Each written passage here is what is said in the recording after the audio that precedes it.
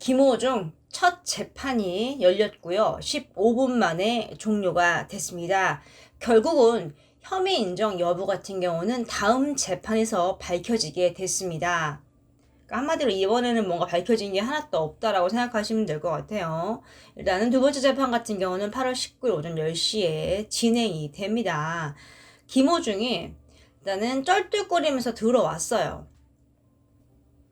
다리를 굉장히 많이 쩔뚝쩔뚝했다고 합니다. 그리고 어머니가 오셨고요. 또 김호중의 변호인은 침묵을 했습니다. 또 김호중뿐만 아니라 생각엔터테인먼트 소속사 대표, 이강득 대표, 본부장, 매니저 3명이 모두 함께 재판을 받았습니다. 김호중의 팬들이 굉장히 많이 또 일찍 왔어요. 그래서 법정 입구에서 대기를 했는데요.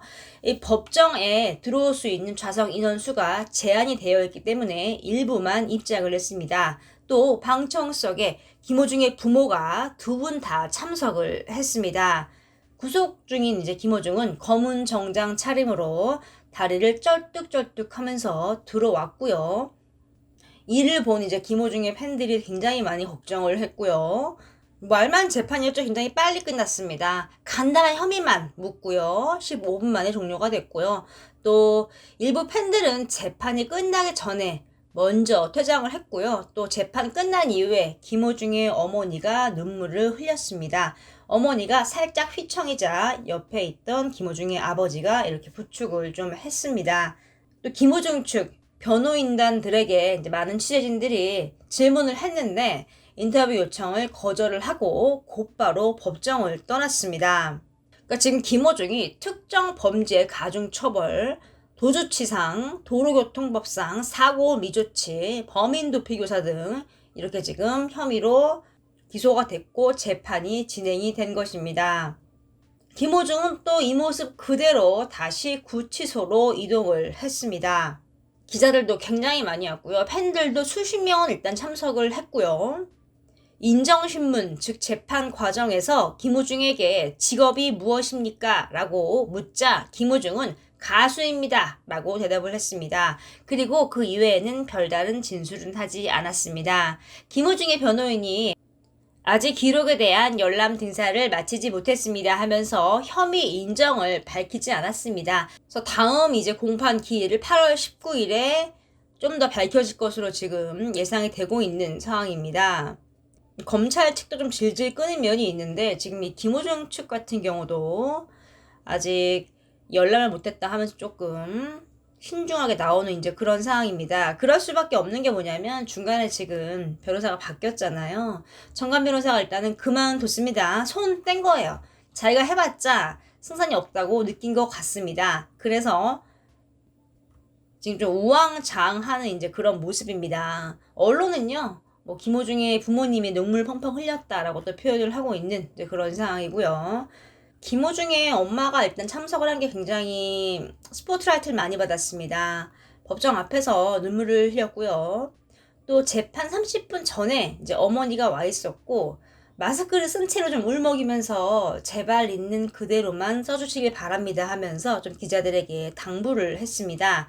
이어서 우리 애 김호중이 잘못한 거 맞다. 애가 겁이 많아서 그렇다. 너무 미워하지 않았으면 좋겠다라고 눈물을 흘렸습니다.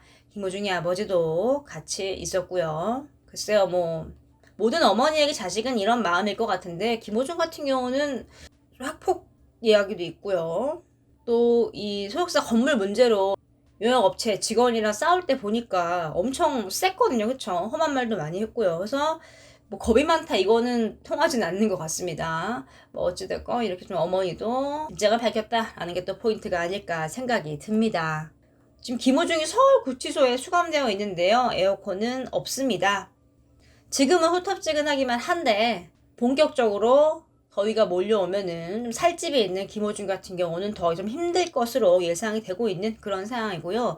또 이번 공판에 탄원서가 굉장히 많이 들어왔습니다. 100장이 제출이 됐어요. 김호중의 팬들이 또 이렇게 마음을 모아서 쓴 것으로 보여지는 그런 상황이고요. 택시기사가 아직 탄원서를 적어준지는 알 수가 없습니다. 하지만 받았을 거예요. 다음 재판에서 혐의를 인정하고 이제 그런 과정 속에서 이용이 될 것으로 보여지는 그런 상황이고요. 음주 혐의는 지금 제외가 된 상황입니다. 그 이외에 혐의로 기소가 됐고요. 변호인자 좀 자세히 볼게요. 일단은 검찰총장 직무대행을 했던 정관 변호사인 조남관 변호사는 그만뒀습니다. 또 이와 함께 일했던 배종혁, 김익환, 권석현 변호사가 다 싹 다 사임했습니다. 그래서 이제 이번에는 추양훈 변호사를 비롯해서 법무법인 현재에서 전상기, 조완우 등 3인이 맡았습니다. 몸집이 큰 어떤 대형 로펌에서는 변호사가 오지 않았네요. 아마도 이제 김호준 사건이 워낙 불리하게 작용할 게 뻔히 보이기 때문에 어쨌든 실형이 한번 떨어지고 항소를 할 경우에 집행유예로 떨어질 가능성이 있기 때문에 좀 대형 로펌에서 움직이지 않은 것으로 일단 보여요. 정관 변호사가 빠진 것만 봐도 좀 알 수가 있는 그런 상황이죠. 대한민국을 좌지우지했던 트바로티의 김호중 정말 한순간에 추락을 했습니다. 김호중 관련 추가 소식이 전달이 되면 또 돌아오겠습니다. 이번 소식은 여기까지입니다.